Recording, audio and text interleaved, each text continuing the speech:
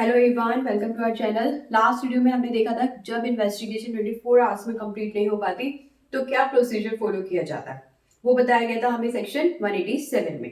तो हम कर रहे हैं चैप्टर 13 और आज हम देखेंगे नेक्स्ट सेक्शन विच इज 188। तो सेक्शन 188 से लेकर 192 तक आज इस वीडियो में हम कंप्लीट करेंगे। तो सबसे पहले हम देखते हैं सेक्शन 188 क्या कहता है। सेक्शन 188 कहता है जैसे इन्वेस्टिगेशन कौन कर रहा था, पुलिस इंचार्ज, मतलब officer incharge of police station या फिर इन्वेस्टिगेशन ऑफिसर, यही कर रहे थे बंदे। ओ ठीक है, लेकिन हो सकता है ये ना कर रहे हो और इन्होंने अपने सबऑर्डिनेट को बोल दिया कि आप जाके इन्वेस्टिगेशन कंडक्ट करो। तो ये स्पॉट पे जाएगा, ये एविडेंसेस कलेक्ट करेगा और सारा का सारा इन्वेस्टिगेशन प्रोसेस को कंप्लीट करेगा, अपनी डायरी में एंट्रीज करेगा, कुछ भी डिसीजन लेगा तो उसके रीजंस भी अपनी डायरी में नोट डाउन करेगा। फाइनली एक रिपोर्ट बनाएगा, क्या लग रहा है उसे, क्रिमिनल केस बन रहा है नहीं बन रहा, क्या उसकी ऑब्जर्वेशन थी वहां पर, क्या एविडेंसेस मिले, क्या स्पॉट पे उसे देखा, जो भी उसकी सारी की सारी ऑब्जर्वेशन है उनको नोट डाउन करेगा और एक रिपोर्ट तैयार करेगा। तो सेक्शन 188 कहता है ये रिपोर्ट सबऑर्डिनेट अब किसको लाके दे देगा, पुलिस इंचार्ज को या फिर इन्वेस्टिगेशन ऑफिसर को, जिन्होंने इसको बोला था कि आप जाकर इन्वेस्टिगेशन करो। तो ये बताता है हमारा सेक्शन 188। अब हम देखते हैं नेक्स्ट सेक्शन। नेक्स्ट सेक्शन है 189। ये क्या कहता है, ये बोलता है जब भी हमारी इन्वेस्टिगेशन का प्रोसेस ऑन गोइंग है, मतलब हमारी इन्वेस्टिगेशन चल रही है,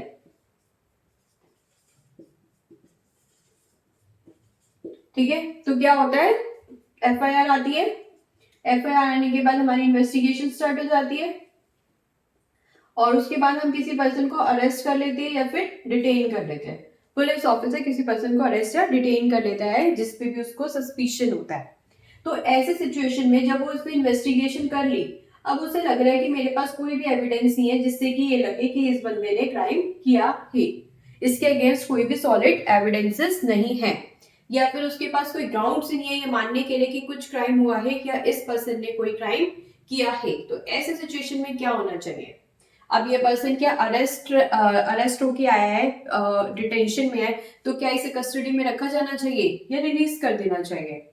ऑब्वियसली रिलीज कर देना चाहिए। तो यही बात बताता है हमारा नेक्स्ट सेक्शन 189 कि जब भी इन्वेस्टिगेशन चल रही है उसके बाद एविडेंसेस नहीं मिले या फिर हमें ये नहीं लग रहा कि कोई क्राइम हुआ है, तो ऐसे सिचुएशन में अगर किसी पर्सन को अरेस्ट डिटेन करके रखा हुआ है तो ऐसे पर्सन को रिलीज कर देना चाहिए। साथ ही साथ हम इससे एक बॉन्ड भी साइन करवा लेंगे। क्यों? हो सकता है फ्यूचर में जो है मजिस्ट्रेट को लगे हाँ कोई केस बन रहा था, तो मजिस्ट्रेट जो है अपनी इंक्वायरी के टाइम पे या ट्रायल के टाइम पे इस बंदे को बुलाना चाहे, तो ये बोर्ड साइन करके जाएगा कि कभी भी मुझे अगर ट्रायल में या कोर्ट में बुलाया जाएगा इंक्वायरी के टाइम पर मजिस्ट्रेट के सामने, तो मैं वहां प्रेजेंट हो जाऊंगा। तो उससे हम बोर्ड साइन करा के उसको रिलीज कर देंगे, हम मतलब पुलिस ऑफिसर। अब हम देखते हैं नेक्स्ट सेक्शन।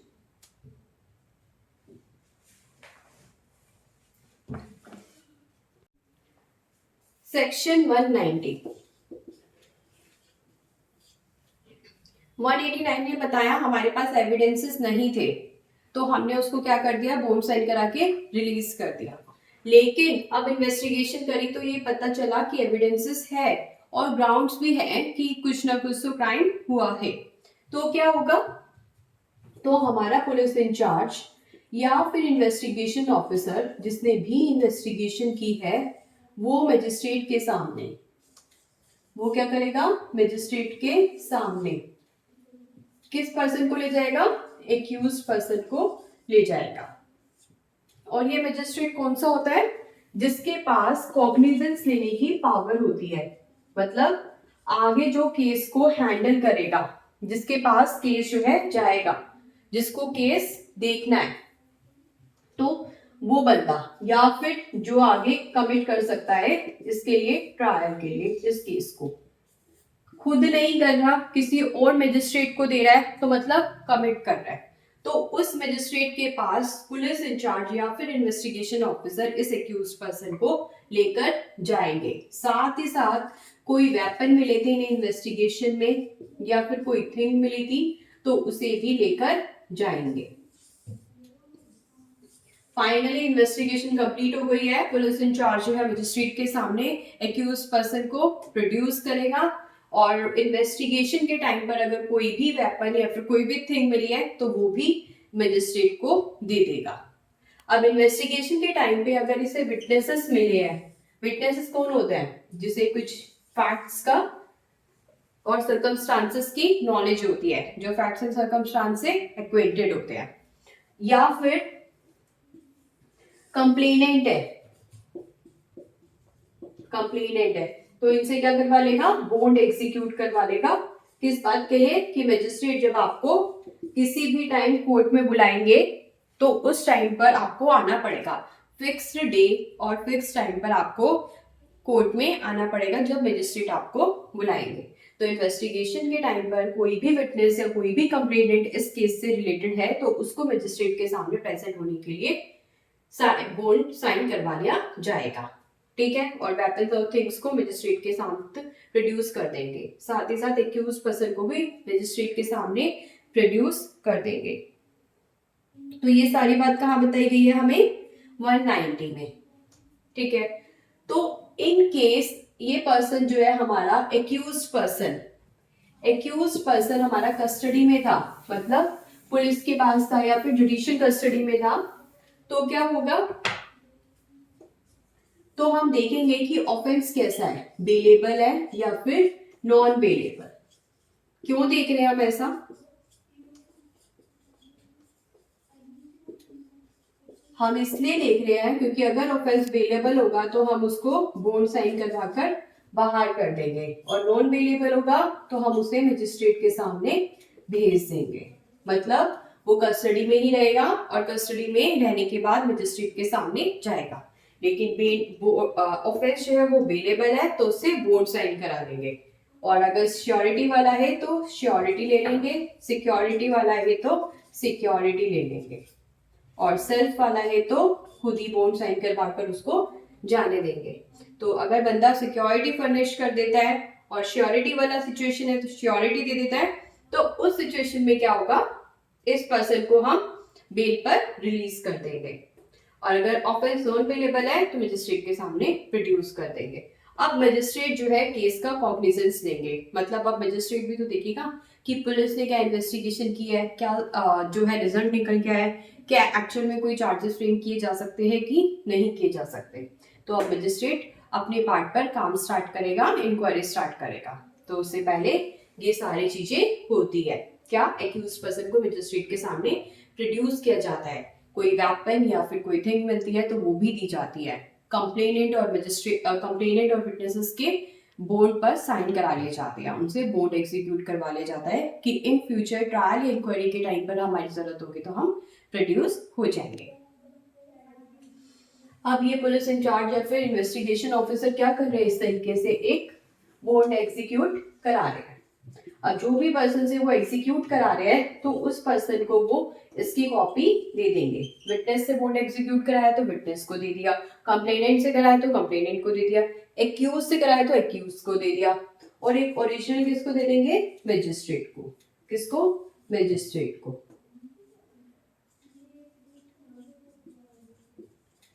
जिससे इसको एग्जीक्यूट किया, एग्जीक्यूटेंट, और दूसरा मजिस्ट्रेट को। तो इस तरीके से 190 सेक्शन कंप्लीट हुआ। अब हम देखते हैं नेक्स्ट सेक्शन 191। जब अपना काम कर दिया, मतलब इन्वेस्टिगेशन कंप्लीट कर दी, और मजिस्ट्रेट के सामने अब वो क्या करे? अपनी रिपोर्ट दे रहे हैं। साथ ही साथ अगर कोई ऑब्जेक्ट मिलता है तो उसको भी वहां पर प्रोड्यूस करवा देते हैं। अब इन्वेस्टिगेशन करते टाइम अगर किसी पुलिस ऑफिसर को कोई विटनेसेस भी मिले हैं, कौन मिले हैं? विटनेसेस मिले हैं, या फिर कोई कंप्लेनेंट था बंदा। अब ये कंप्लेनेंट और ये विटनेसेस भी कहाँ पे प्रोड्यूस होंगे? मतलब कहाँ पर अपने आप को प्रेजेंट करेंगे? मजिस्ट्रेट के सामने। और ये मजिस्ट्रेट कौन सा है? जो कॉग्निजेंस लेने के लिए एम्पावर्ड है। कॉग्निजेंस लेना मतलब चार्ज देखेगा वो फ्रेम करना है कि नहीं करना। तो अब इस मजिस्ट्रेट के बाद जिसके पास जुरिस्डिक्शन है उसके सामने किसको प्रोड्यूस करा जाएगा, विटनेस को और कंप्लेनेंट को। तो ये जरूरी नहीं है कि इन बंदों को हम पुलिस के साथ भेजें, मतलब पुलिस इन लोगों को फोर्स नहीं कर सकती कि चलो चलो मैं तुम्हें जो है मजिस्ट्रेट के सामने प्रोड्यूस कर देता हूँ, मैं भी तुम्हारे साथ चलता हूँ, तुम कोर्ट जा रहे हो तो तुम हमारे साथ चलो। तो पुलिस जो है ऐसा नहीं कर सकती। क्यों? क्योंकि हो सकता है पुलिस जो है इनको कहीं ना कहीं डराए धमकाए, हो सकता है किसी तरीके से इन्फ्लुएंस करे, तो हम इसको पुलिस से इन पर्सन को दूर ही रखेंगे। हाँ, अगर ये अपनी विश के अकॉर्डिंग मतलब अपनी मर्जी से इस पुलिस के साथ जाना चाह रहे हैं कोर्ट तक, तो एक डिफरेंट सिचुएशन है। अदरवाइज पुलिस इन लोगों को फोर्स नहीं कर सकती जब वो कहाँ जा रहे हैं, कोर्ट में जा रहे हैं। तो यही बताया है हमारे नेक्स्ट सेक्शन 191 ने। तो ऐसी सिचुएशन में विटनेस और कंप्लेनेंट को क्या कहा जाता है कि आप जो है बॉन्ड साइन कर दो। क्यों? जब भी मजिस्ट्रेट के सामने आपकी जरूरत पड़ेगी तो आप वहां पे प्रेजेंट हो जाओगे, इस टाइप का आप बॉन्ड साइन कर दो। और ये बॉन्ड कैसा होता है, सिर्फ इन्हीं के भरवाया जा सकता है, मतलब इनको ये नहीं बोला जा सकता कि आपकी जो है कोई गारंटी लेगा, मतलब श्योरिटी वाली बात यहाँ नहीं की गई है, सिर्फ बॉन्ड की यहाँ पर बात की गई है। तो विटनेस या फिर कंप्लेनेंट को ये बात बोली जा सकती है कि आप बॉन्ड को साइन कर दो, बॉन्ड एग्जीक्यूट कर दो। लेकिन इन सिचुएशंस विटनेस या फिर कंप्लेनेंट मना कर देता है कि मैं बॉन्ड साइन नहीं करूंगा, तो फिर इनको जो है मजिस्ट्रेट के सामने प्रोड्यूस कर दिया जाएगा। मजिस्ट्रेट के सामने क्या कर देंगे, इनको प्रोड्यूस कर देंगे। क्यों? क्योंकि ये मना कर रहे हैं कि आप जब हम तो कोई बॉन्ड साइन नहीं कर रहे। तो ऐसी सिचुएशन में मजिस्ट्रेट के सामने इन्हें प्रोड्यूस कर देंगे। अब हम देखते हैं आज का लास्ट सेक्शन जो है 192, जो बात करता है पुलिस डायरी के बारे में।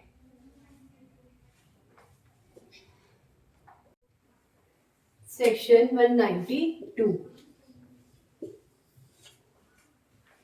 पुलिस ऑफिसर जब भी इन्वेस्टिगेशन करता है तो उसके पास एक डायरी होती है, मतलब नोटबुक होती है, जिसमें वो सारी बातों को नोट करता है। जैसे वो कहीं इन्वेस्टिगेशन के लिए गया तो कब गया, कहाँ गया, मतलब टाइम लिखेगा, प्लेस लिखेगा, कब उसने इन्वेस्टिगेशन को स्टार्ट किया, कब वो इन्वेस्टिगेशन कंप्लीट हुई, कौन कौन से विटनेसेस से वो वहां पर मिला और विटनेसेस से क्या क्या स्टेटमेंट दी। तो इन सब स्टेटमेंट को वो क्या करेगा, अपनी डायरी में रिकॉर्ड कर लेगा। कौन था इस केस का कंप्लेनेंट, किसने कंप्लेंट की थी, उसने क्या अपनी स्टेटमेंट दी थी।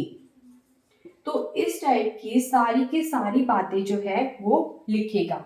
स्पॉट पे गया था तो स्पॉट पे उसे क्या मिला, तो अपनी डायरी में इन सारी चीजों को वो क्या कर रहा है, नोट डाउन कर रहा है। मतलब जैसे जैसे पुलिस ऑफिसर काम कर रहा है वैसे वैसे वो इंपॉर्टेंट चीजों को इस डायरी में मेंटेन कर रहा है, लिख रहा है। क्यों लिखने की जरूरत पड़ रही है पुलिस ऑफिसर को, पुलिस ऑफिसर को इस डायरी में, इस नोटबुक में इन सब चीजों को क्यों लिखने की जरूरत पड़ रही है। अभी मेरी 40 नंबर की क्लास हुई थी, उसमें मैंने क्या पढ़ाया था, तो हमें याद नहीं रहता। तो ऑब्वियसली तो इस पुलिस ऑफिसर को कैसे याद रहेगा कि कुछ टाइम पहले हमने क्या किया था। तो मेमोरी को रिफ्रेश करने के लिए इस डायरी को बहुत अच्छे से यूज किया जा सकता है।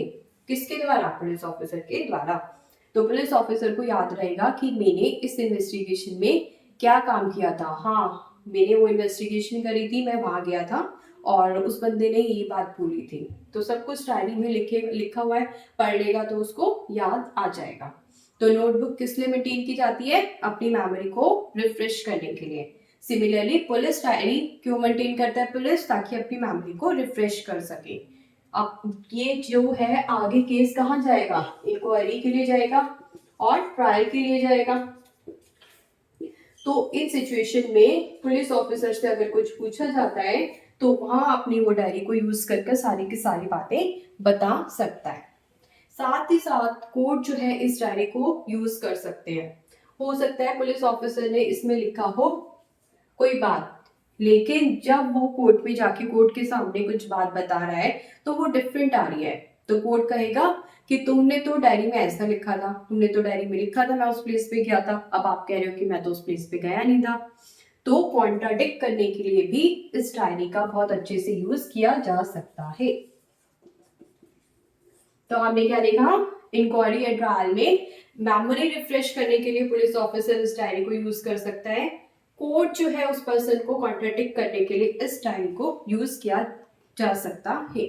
लेकिन एक बहुत ही इंपॉर्टेंट बात पुलिस डायरी के बारे में वो ये है कि पुलिस डायरी को एविडेंस की तरह यूज नहीं किया जा सकता, सिर्फ कॉन्ट्राडिक्ट कर सकता है कोर्ट या कोई और पर्सन, लेकिन इसको एविडेंस की तरह यूज नहीं किया जा सकता और होना भी नहीं चाहिए। अब ऐसे तो पुलिस जो है वो कुछ भी लिख देगी, तो क्या उसे एविडेंस मान लेंगे? नहीं। तो पुलिस अपनी ऑब्जर्वेशन लिखती है जो उसे फाइंड आउट होती है, लेकिन जरूरी नहीं है कि वो सच हो, वो सही हो। ठीक है, तो इसको हम एविडेंस की तरह यूज नहीं करेंगे। ये तो सिर्फ मेमोरी को रिफ्रेश करने के लिए यूज किया जा सकता है या फिर कॉन्ट्राडिक्ट करने के लिए यूज किया जा सकता है। अब एक्यूज पर्सन है या उसका कोई एडवोकेट है या कोई और पर्सन है, उसका जो एजेंट हो सकता है, किसका? एक्यूज पर्सन का, वो इस पुलिस डायरी को मांग ले, तो क्या इस पुलिस डायरी को देना जरूरी होगा? The answer is no. तो एक्यूज पर्सन को या फिर उसके एडवोकेट को ये डायरी देना जरूरी नहीं होगा, वो डिमांड नहीं कर सकते कि भाई मुझे ये डायरी दीजिए।